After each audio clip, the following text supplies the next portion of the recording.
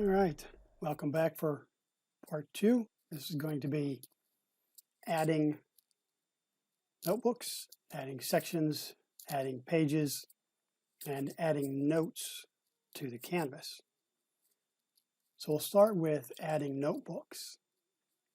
To add a notebook, you come up here to the Notebook tab, click on the tab, and you'll see your list of notebooks in your current library.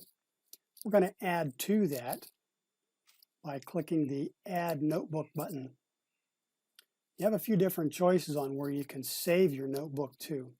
If you have a OneDrive account and you want to save it online so that it's easily accessible on other devices or shared with other people, this would be a good place to save it.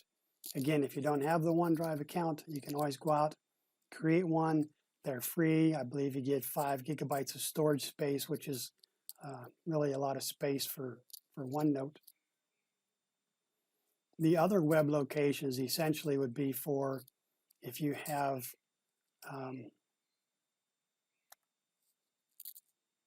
Microsoft SharePoint. But for this class, this course, we're going to save to our computer. So I'll click Computer. The default location is it saves your file in a folder in your Documents area called OneNote, Notebooks. So here's my File Explorer. So here you can see my OneNote Notebooks folder, and right now the folder is empty. So I'm going to give my notebook a name. I'm going to call this Example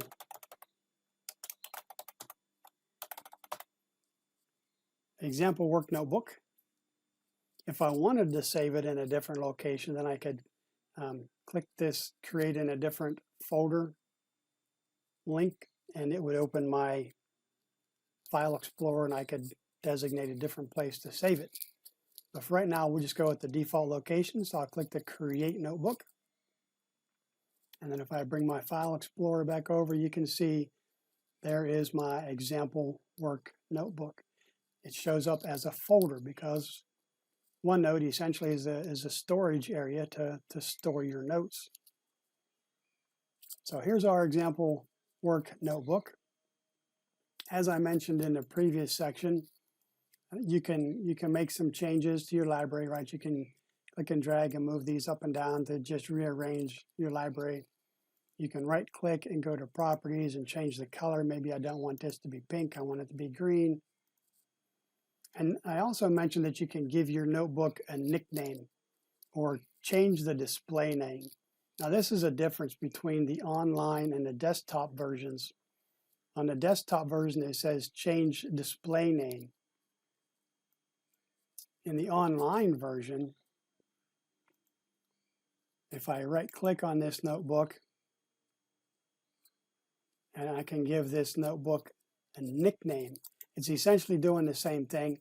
I'm not going to change the name of that notebook, but that's, let me find one that I can. There, I use Scott's notebook, and I'll give it a nickname, and what I'll do is I'll just get rid of the apostrophe. So that changes, it changes the appearance of the notebook title here, but it doesn't change the file name, and that's best displayed on the desktop version. So I'll change this to Scott's Example Work Notebook, and then click OK. And you'll see if I bring my File Explorer back over, it does not change the file name of your notebook. It simply changes the display name of your notebook. So I'll go ahead and change that back.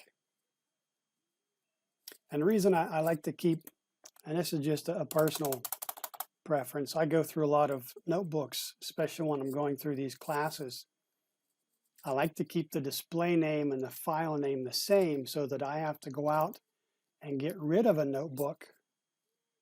For example, when I'm done with this class, I'll get rid of this example work notebook. If I give it a different name and then go out to the File Explorer and try and find that book, I'm not going to find it.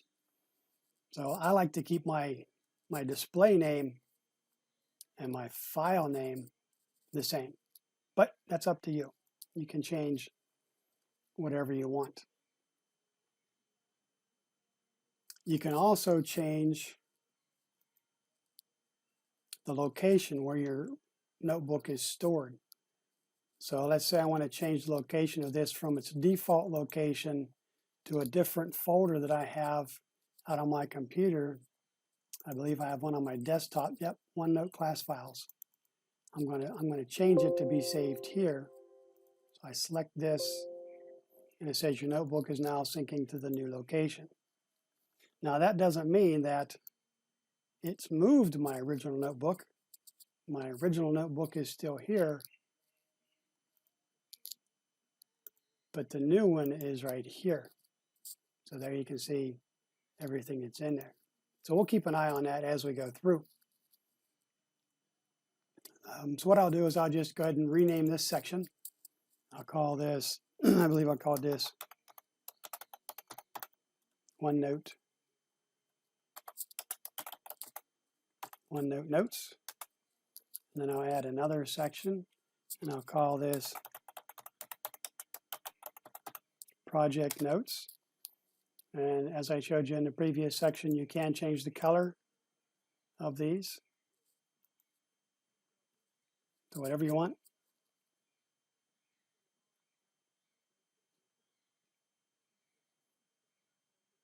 So let's look and see, because it's being synchronized to its new location. So this is my OneNote class files, my example workbook or example notebook, and there is my OneNote notes and my project notes.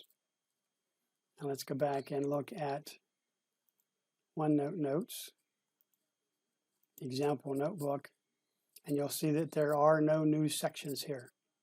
So the original notebook was created in the default location, and now we have a second notebook by the same name that's being updated here in my example, or in my OneNote class files. So essentially what I could do is I can come down here and I can get rid of this one.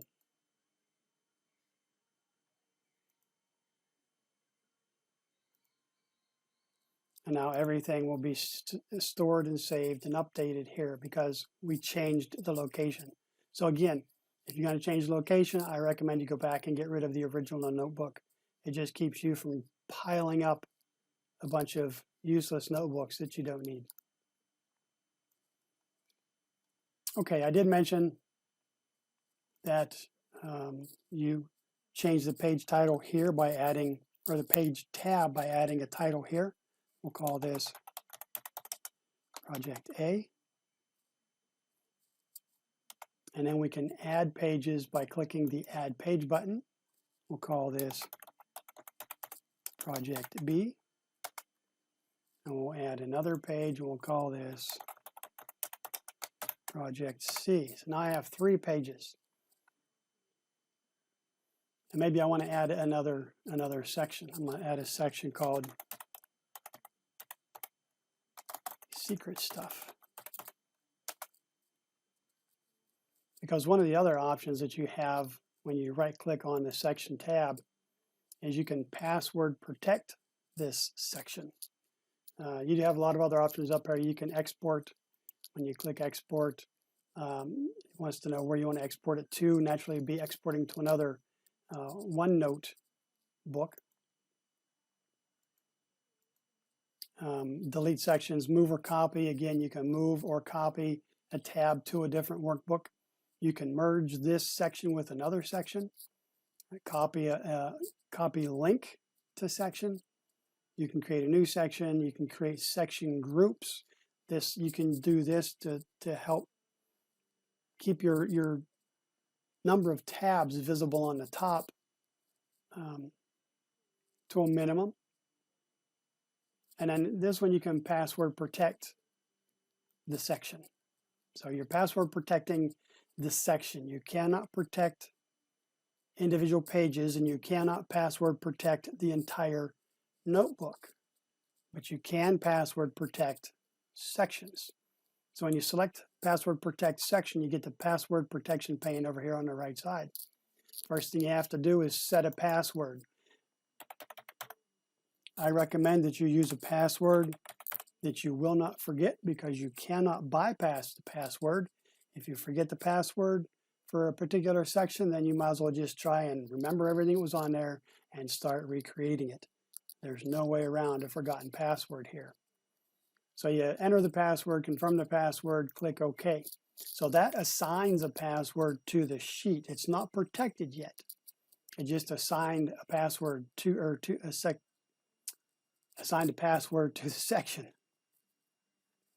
In order to lock down the section, or actually protect it, so this is my secret squirrel stuff that I don't want everybody to see. So I can password protect this. I assigned my password. Now I click the lock all button. Notice the name of that button, lock all. This will lock down all sections that have passwords assigned to them. So when I click this, you'll see this section is password protected. The other two are open and available. To unlock it, you simply click on the page or press the enter key. You enter the password, and it opens it back up again. If I assign passwords to 2 sections, I use the same password. Now when I click the lock all button, it locks both of those sections, project notes and secret squirrel stuff, but OneNote notes is still open and available. Okay, so since these both have the same password, you might think that when you click to open a section and enter the password, it would open both sections, but that doesn't happen. You lock the sections all at the same time, but you unlock them individually. There is a bit of a difference on the online version. I'll go to My Stuff and OneNote Basics, and I will right click. I'm going to password protection, add a password. See, it's very similar. The menus are just a little bit different. And I will password protect this one.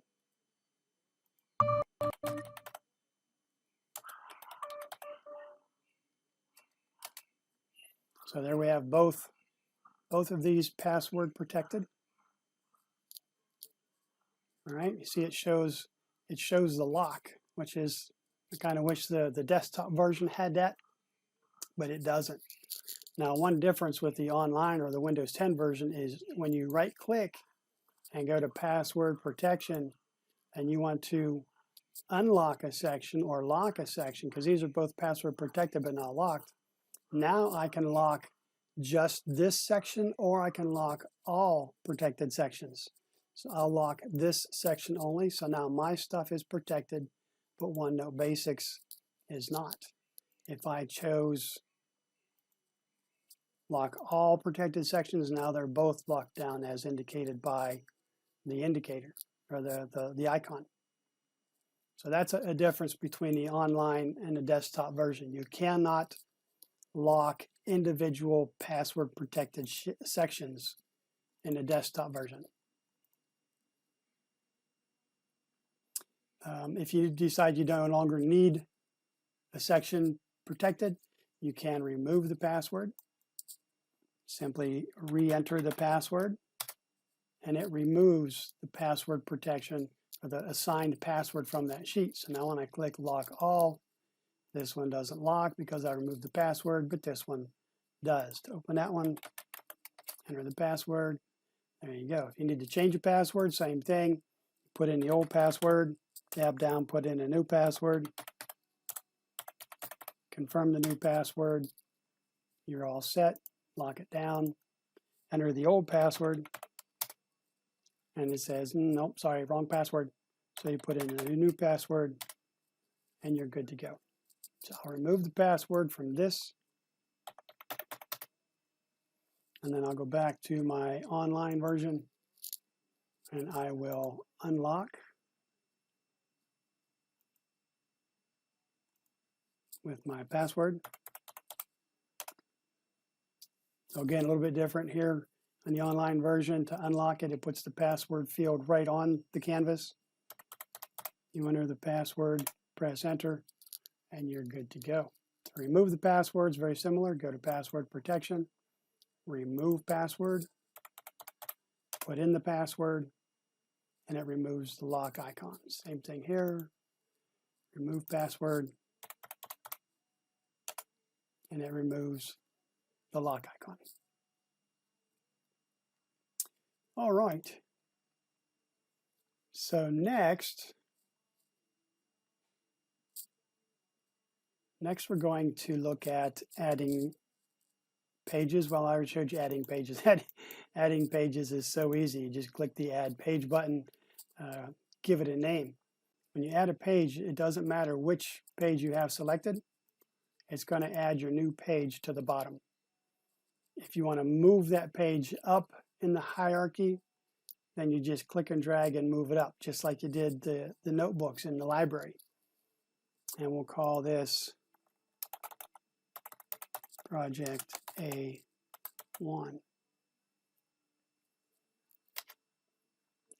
Now, if you don't add a title to your page, you'll see it says untitled page up here. The title area is blank. But if I start typing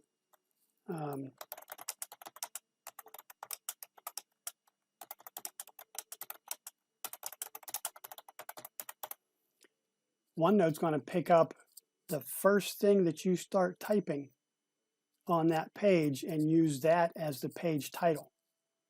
So if I add something else, you'll notice it doesn't do anything with that, but it does pick up the first thing that you type. You can always go back and add a title, and it'll replace what it used before with what you type in the title. Now you can also make pages sub-pages. So here we have Project A, and this is Project A1. So this is what we would call a child page of Project A. So we can actually move that over and make it a sub-page. To do that, you right-click on the page that you want to make a sub-page, and then down here towards the bottom, you click on Make Sub-Page, and you'll see how it moves it over. And then it also gives the main page, Project A, a hide and unhide chevron. So I can hide the sub-pages if I don't need to see them, and then I can unhide them when it's time to start working on that particular part of the project. So again, this is kind of like the create section groups. If I come up and click on new section group, and I'll call this projects, and then I can click and drag to add. See, I just added that to projects. And if I click this kind of blue hooked arrow, navigate to parent section, you'll see it brings me back. And then if I take the project notes and drag it over, drop it in the project group. So now I have two sections in my projects group. So again, it just saves space up at the top. Click on the project group, and it brings them back out. If I want to pull a section out of a group, I simply click and drag over towards this kind of a return looking arrow and then drop it. And you'll see that it brings it back and it drops it wherever the insertion symbol is. With the notebooks, we had the insertion lines, that horizontal line that goes across, that's where it puts your book. And on the pages, if we move one of these pages, again, you'll get that horizontal insertion line. With the sections, you get a triangle similar to this triangle. If I want to put secret stuff on the other side of OneNote notes, I click and drag, and there's the triangle, the indicator. And I put it on the other side of the tab that I want, and that's how you rearrange.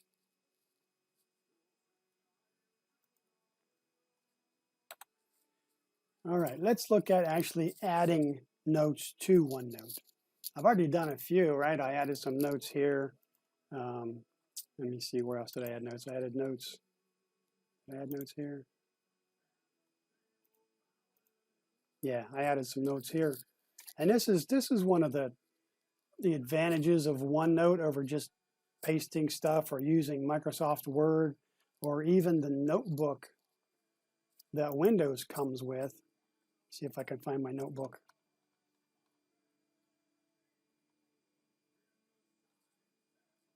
Computer's a little slow. Let's see.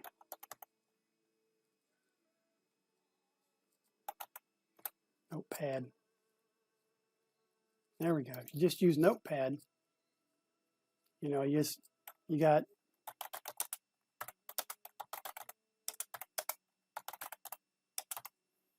lines. I can't take this and put it over here if I wanted it. So OneNote is not just a linear documenting device. I can add notes up here. I can add notes down here. I can add notes wherever.